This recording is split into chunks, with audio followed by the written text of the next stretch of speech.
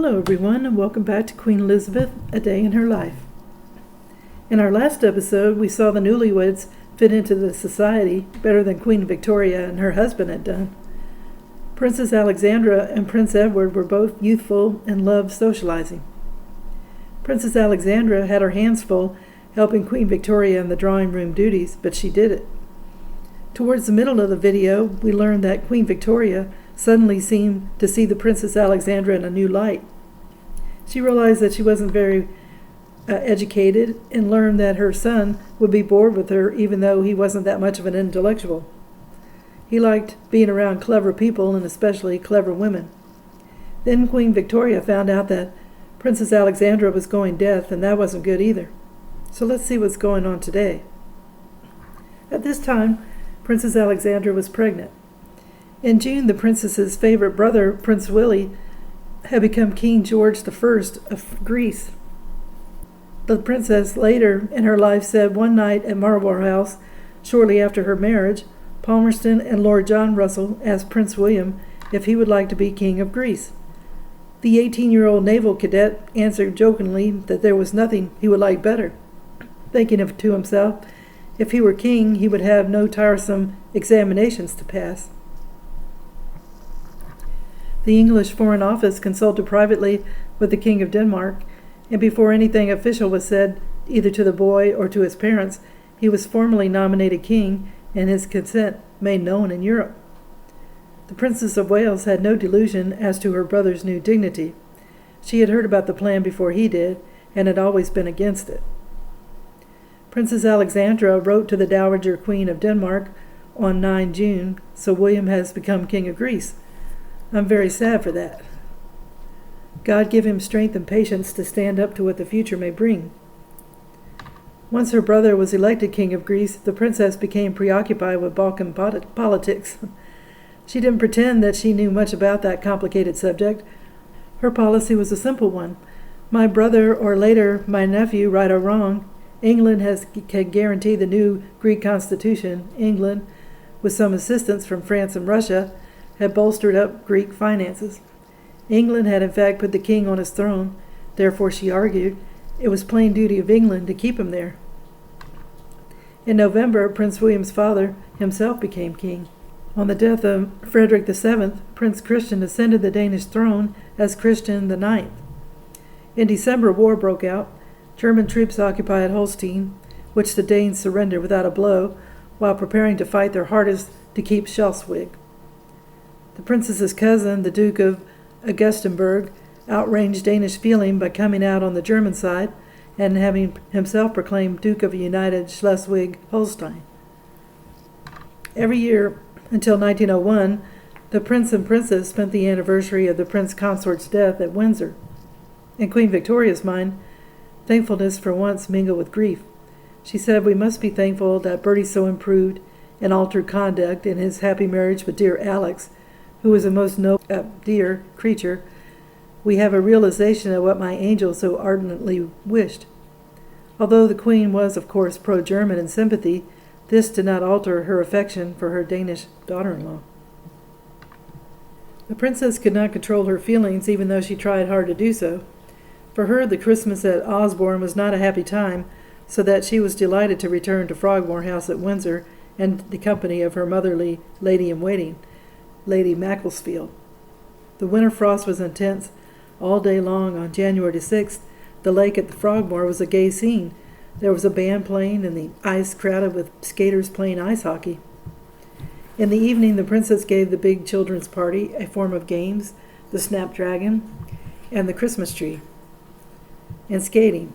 She always loved, and although she was not imprudent as to suggest skating herself, she was determined the next day to drive to Virginia Water to watch the skaters there, disregarding the twinges of pain which were attacking her.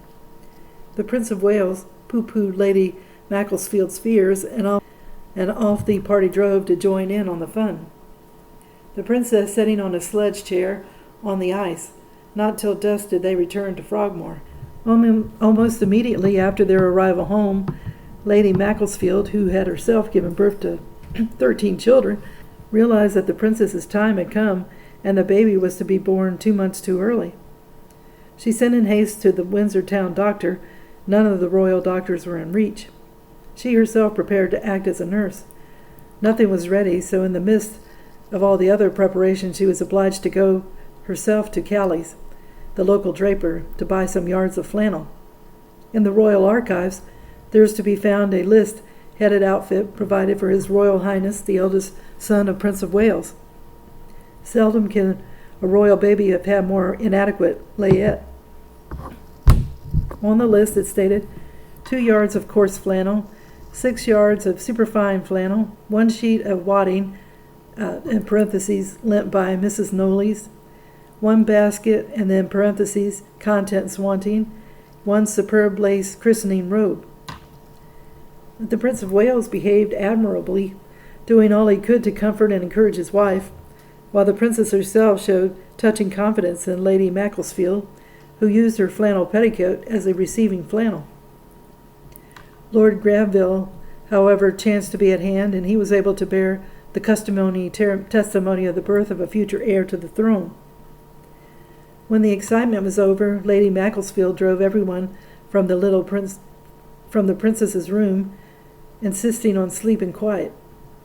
Peeping in a little later to make sure that all was well, she found that the prince had quietly come back and that the 2 young parents were crying in each other's arms. After the baby was born, 6 of the most celebrated doctors marched into her room to hold a solemn consultation. Princess Alexandra burst out laughing in their faces. Queen Victoria was delighted with her grandson, and the only difficulty was figuring out what to name him. The Queen felt strongly about the subject, as she did about most things. She felt that the only possible names were Albert Victor, after his paternal grandparents.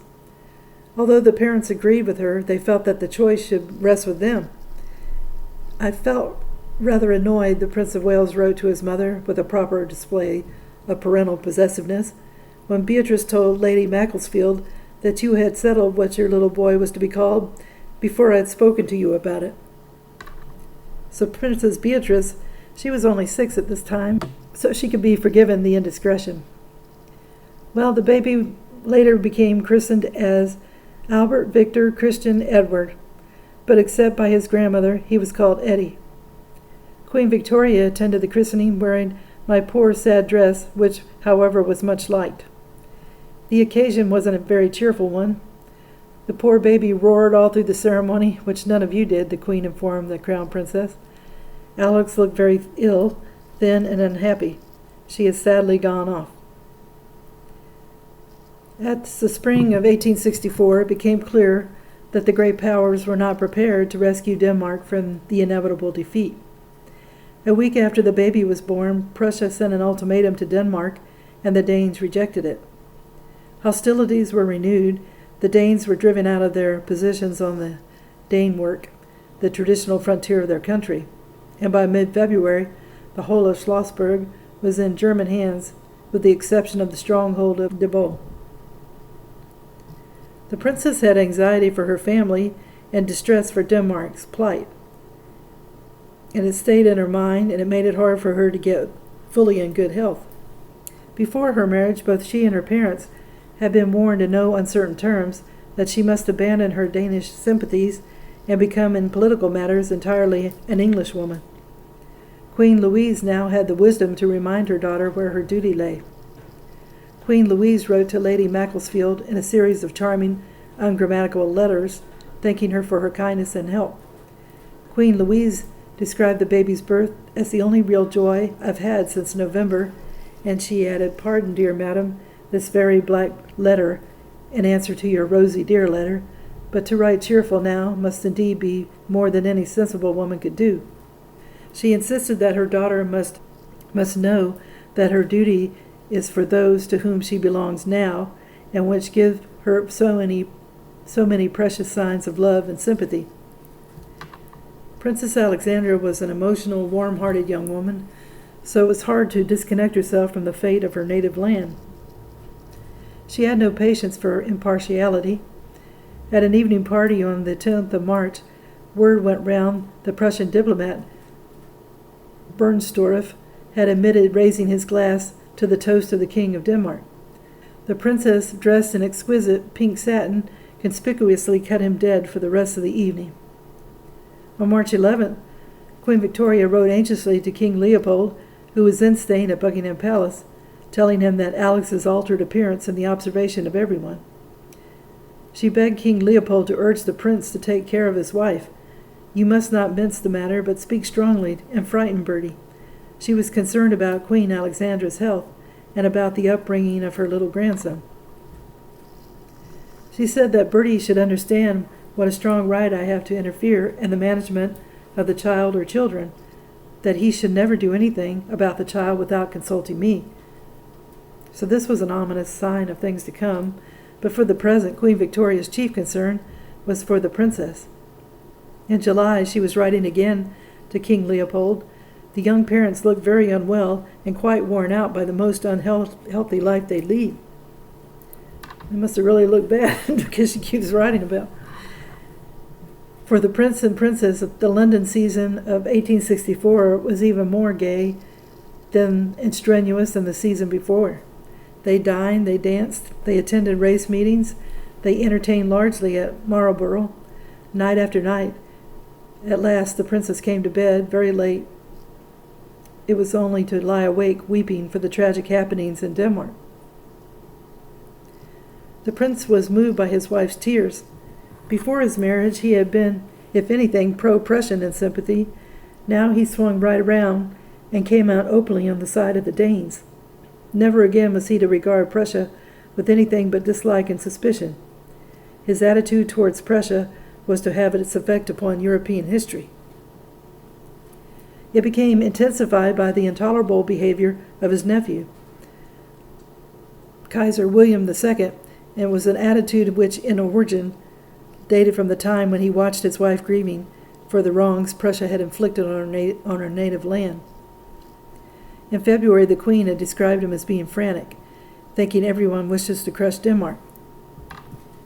Wishing to be more practical use, he offered to serve as a channel of communication between the King of Denmark and the British government. His offer was shelved. Then he went so far as to put himself in touch with the leaders of the parliamentary opposition. That was the only occasion during his life, writes Sir Philip Magnus, on which the prince displayed any disposition to imitate former princes of Wales by becoming entangled with the parliamentary opposition, and it frightened Queen Victoria. Where this major political issue was concerned, his mother's wishes, his sister's interests, even his respect for his father's memory, counted for nothing when it was set against the influence of his wife. The princess's influence did, in fact, count for very much, not only with her husband, but with the nation at large. Denmark and all that concern had suddenly come much to the fore, owing to the immune popularity of the Princess of Wales, writes George Villiers in his biography of Lord Clarendon. Queen Victoria deplored the fact that the feeling against Prussia had become most violent in England and quite ungovernable. This anti-Prussian feeling was a new thing in England, and in this particular instance, it was not entirely justified by the facts of the case. Queen Victoria pointed out wrongs on both sides, and it was just as much an oversimplification of an immensely complicated issue to stigmatize Prussia as an aggressor as to glorify her as the champion of the German-speaking people and the duchies. The English people would not have been so horrified at the not unusual spectacle of a large nation bullying a small one had their idolized Princess of Wales not been a member of the small nation that was being attacked. So King Leopold saw the situation clearly enough, and he realized, too, that the Queen's continued seclusion only served to increase the princess's already phenomenal popularity, and he wrote a letter on the subject. I cannot help saying a few words about Bertie and Alex. You will recollect when first Albert spoke to me about Alex, he said, "We take the princess, but not her relations." That might have remained as he wished for years without the death of our cousin of Denmark. That all of a sudden gave us a Danish princess, and the consequence of a constitution which even the late king had not sanctioned. Our own dreadful loss put Bertie and Alex forward. He and his wife are constantly before the public, in every imaginable shape and character, and fill entirely the public's mind. English are very personal. To continue to love people, they must see them, and even in part touch them. This shows itself by the wish to get something that belongs or belong to them. It must be palatable. The state of affairs, lives of young couples' great influence on all classes, is even calculated to influence the cabinet and to strengthen the opposition, which would be quite powerless on that question without the very strong popular feeling. Vicky little dreamt that in selecting a charming princess that she would become a source of difficulties for England and perhaps the cause of a popular war against Prussia. I have no doubt the great majority in England would like a war with Prussia. King Leopold had miscalculated. The princess's personal popularity could, and did, permanently alter the image which Prussia bore in English minds. It could not bring England into war against Prussia. In July, Denmark was forced to capitulate and to relinquish her sovereignty over the two duchies of Schleswig and Holstein. King Christian IX had not been on the throne a year before he had lost more than half of his kingdom. So I'm going to stop the video here. Well, I hope you enjoyed the video, and if you haven't subscribed, if you could do so, it would help the channel to grow, as well as giving it a thumbs up. It's all a great help. And if you haven't clicked on the notification bell, if you could do that, it lets you know when a video is posted. More importantly, I want to wish everyone a good day. And if you happen to see the surge button come up underneath your video, if you could click that, it helps me to be seen by more people on YouTube, and it'll help me in growing the channel. And I wish everybody a good day, and tune in again soon for another episode of Queen Elizabeth, A Day in Her Life. Thank you. Bye.